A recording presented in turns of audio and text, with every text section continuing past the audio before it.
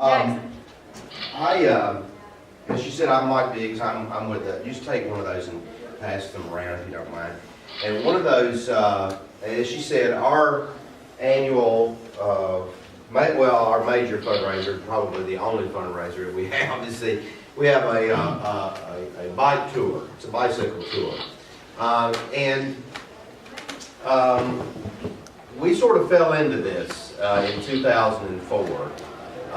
We're up in Clarksville, Tennessee, and up in the northwest corner of the state there, and we're right on the border of Kentucky. And like in West Tennessee, there's a lot of nice little rural highways that are especially in West Tennessee, very flat, and it's not so flat up where we are. But in the 1990s, another organization started this bike ride.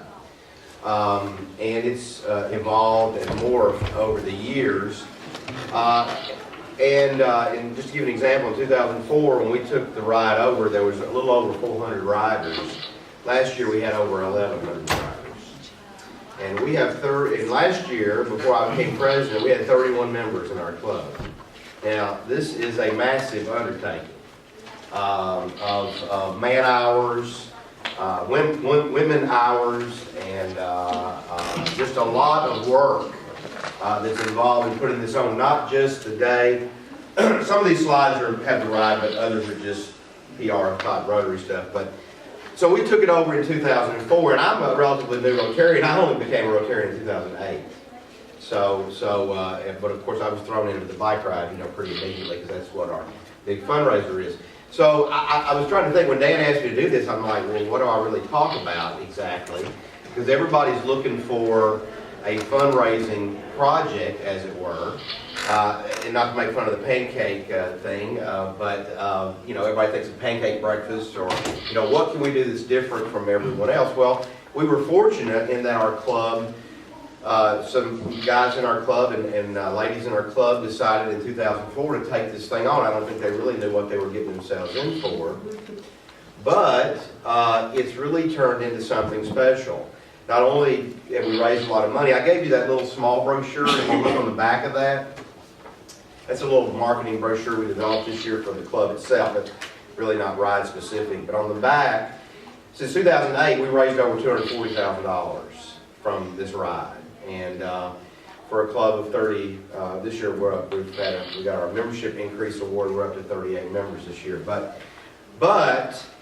So we raised a lot of money, but it takes a little money to put this thing on. But we were lucky in that we came into it. So a lot of you maybe are working on some things you've already been working on, or you're trying to think of something new to work on. And it's hard. It's hard to come up with something. So when Dan asked me this, well, what am I going to talk about exactly, other than the ride itself? But then I got to think about, well, what makes this thing special?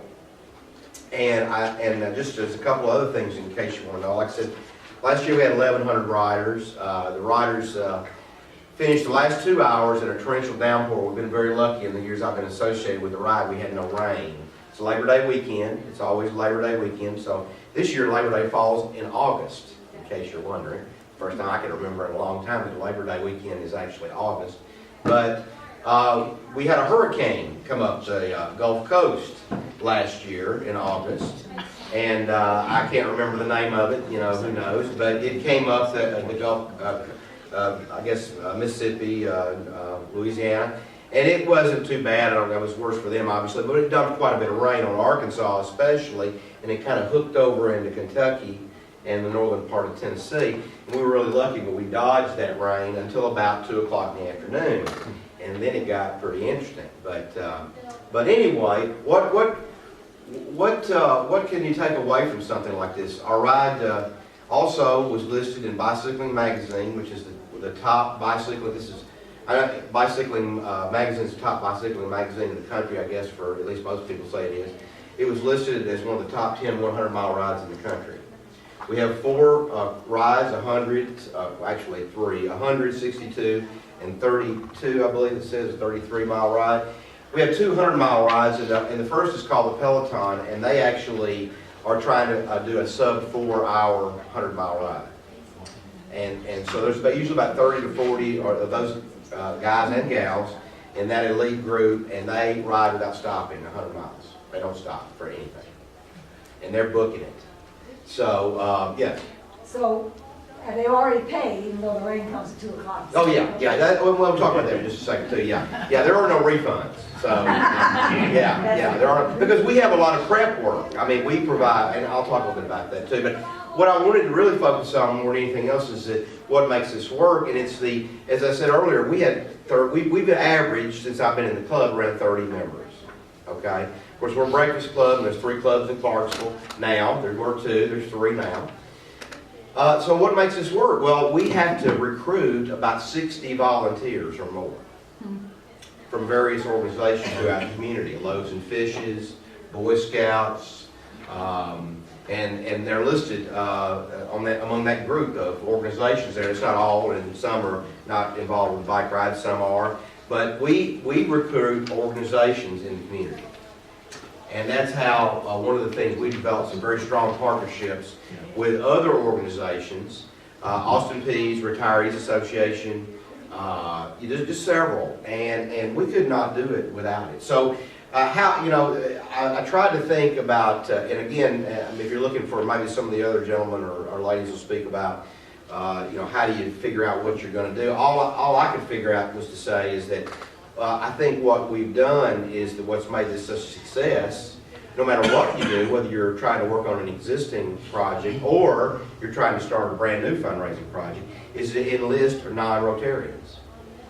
Enlist other members of your community, other organizations, and reach out to them. Because, again, we could not do it. I mean, there's no way we could do it. We have about 100 people working the day of the ride. And it involves a lot of different things. We feed them after the ride. We have 8 rest stops along the ride course. We have to worry about parking in the morning. There's logistics for the ride route itself. We have something called a SAG. Does anybody here bike ride? They know what SAG is? Okay, well, I didn't either until I got in Rotary. But SAG is you're riding around on the course looking for riders who need help and assistance. Okay, and that happens pretty regularly where you have to bring people back. I don't know if you remember 2 years ago in September when it was about 110 degrees or 105 degrees. That was the biggest SAG year we'd ever had. I think we brought about 30 to 40 riders back in off the course. And they might be 70 miles out on the course somewhere.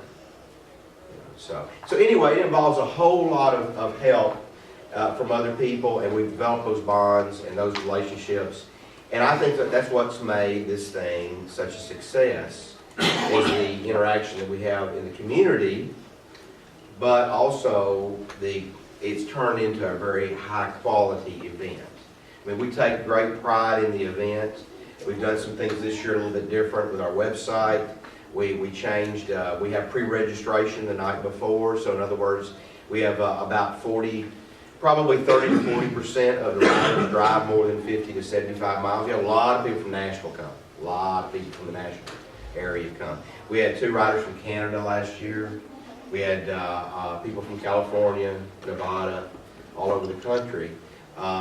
And so we put on a real high quality event. So this started in 2004. Just a bunch of people in our club said, well, hey, let's just do that. Maybe we'll make money. And it's morphed into something a lot more than that. But again, I think it's for a lot of different reasons, and the main reason that I bring to you is the interaction with the other people in the community, without whom which we couldn't do it. But I just wanted to bring out a couple of things right here. West Tennessee would be, if you're a West Tennessee club. I mean, I was raised in West Tennessee. I went to high school in West Tennessee, and they have the most beautiful 4-lane roads down there I've ever seen, with no cars on them. Y'all get that, right? If you're from West Tennessee, you know what I'm talking about. You got these beautiful roads, and where's all the cars? McWhorter Project. McWhorter Project. I've heard that before. Yeah, I remember. I'm from there. I have family there still. So that would be a perfect course. And there's a lot of nice little county highways and things like that. So that would be perfect for something like that. And believe me, there's a big demand for these types of things. However, the calendar's pretty crowded because, there's always something going on just about every weekend. As a matter of fact, the Clarksville Noon Club is having they call it the Cram, CRAM, and that's this coming weekend. And they actually use our course and all that kind of stuff. But anyway, no, they have a ride also. It's always Memorial Day weekend. And they had a really good ride last year. Lori used to be in that club. She's in the Sunset Club now. But they had the biggest number I think they had in a long time, maybe ever. Correct. Yeah, they had 700 and some odd last year. But it is a similar course. Actually, I think in the past we had sort of changed it, but now we just kind of, you guys kind of use our course. Yeah, they remark it. Yeah. So again, and you guys have to use a lot of volunteers too. Yes. Although, well, the Noon Club, I'm sorry, is a much bigger club than we are. So,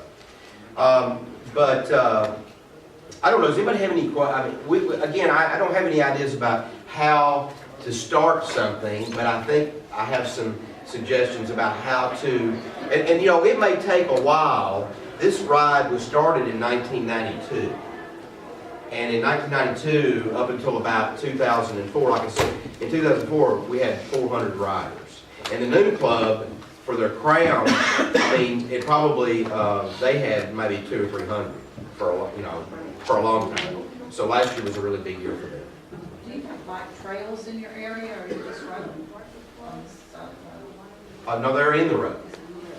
Yeah, they're in the road. Yeah, we have a course that's marked. It's on county and highways. It's not in town. They start in town, sort of, on the outskirts of town, and then we shoot them up in Kentucky, up there, we're in God's country up there, where there's nothing but, corn and stuff like that. But you couldn't do it on trails, not a 100-mile ride.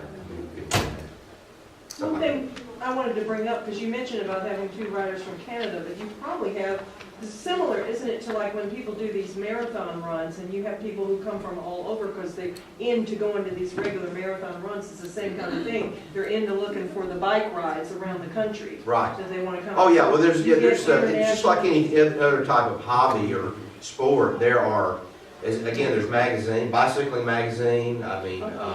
There's tons of this stuff out there. Of course, you may have heard about, unfortunately, they have a huge ride in Chattanooga every year called the 3-State Mountain Ride, I believe. And someone was killed on that ride.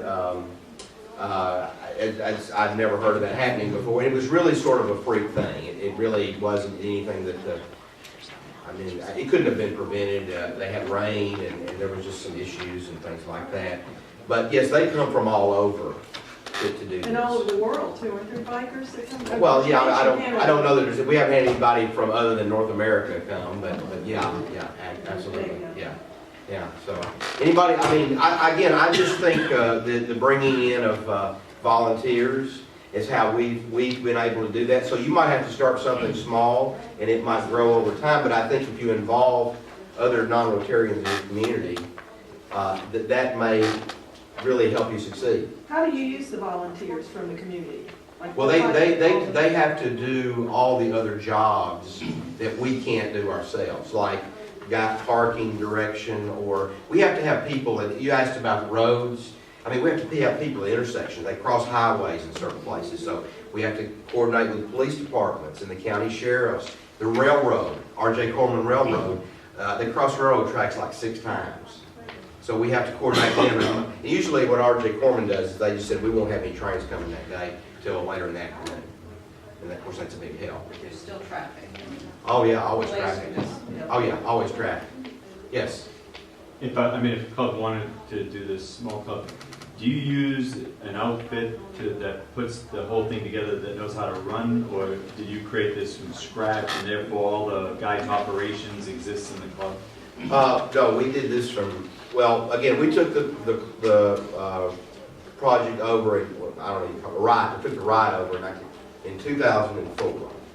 And I think what the people at that time in our club, Mike Schrecker, who's not here, is very instrumental in this. A couple of members who are no longer with us, they moved away, very instrumental.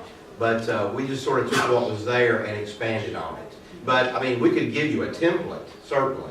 It's just certain things you have to do. and know what to do, but it's nothing difficult to do something like that. I mean, you could be a run, it could be a 5K, 10K, or something like that. And we've actually involved a running club in this also. They'll be involved with us this year. And I'm pretty excited about that because we may be able to help them with they're trying to get a new, Clarksville has what they call the Queen City Road Race, but this is a different one, that mud thing they Go had. Commando. Yeah, Go Commando, yeah. Which is associated with the military somewhat, I guess. But no, we could certainly show you kind of how to get started. But again, any other questions, comments? On Mr. Literature, do you have some extra? Well, all I brought was a brochure from, which is a sign-up sheet for the ride itself. And then I've got a flyer here which shows the organizations that we supported, but it also has the organizations, a lot of them, that we partnered with. And again, that's, as Dan was walking in, kind of the takeaway from this is that we have about 30, now 7 members, 8 members, but we get about 60 to 70 volunteers that we have to help us put the ride on. And we obviously get those volunteers and then we support those organizations financially. Like Boy Scouts, they come out and they help us. Well, we give Boy Scouts money, so from the ride proceeds. So, it's like anything else. I think it's just you have to work hard at it. It takes time. We've been very fortunate in a lot of respects, but I'm sure the other clubs have the similar projects like this that have done this. But again, everybody's always looking for something. Like Lori's Club, for example, being brand new. They're going to have to try to figure out a fundraiser or fundraisers, perhaps. Yeah. But any other questions? Oh, sorry. No, go either way. The rain, she asked about the rain. Do they still continue to ride? Absolutely. Okay. Yeah. Last year, I'll give you a quick story about that, and then I'll answer you. Like I said, we dodged the rain last year from the hurricane till about 1 or 2 o'clock. I was up in Allensville, Kentucky. Anybody know where Allensville, Kentucky is? I know about anybody else. It's in the northern part of the course. The course kind of goes like this. It leaves Clarksville, kind of snakes west, and then it kind of cuts back, and then it goes up to Allensville, Kentucky, and then it starts coming back down to Clarksville again. I was in Allensville, Kentucky, following the last group, and I could see that it was coming. I'm in a truck, which is no problem. I'm good. But I was following them, and you could see the cloud coming. And then about, they were still 30 miles out or more, and it came a downpour. And they kept going. They kept going.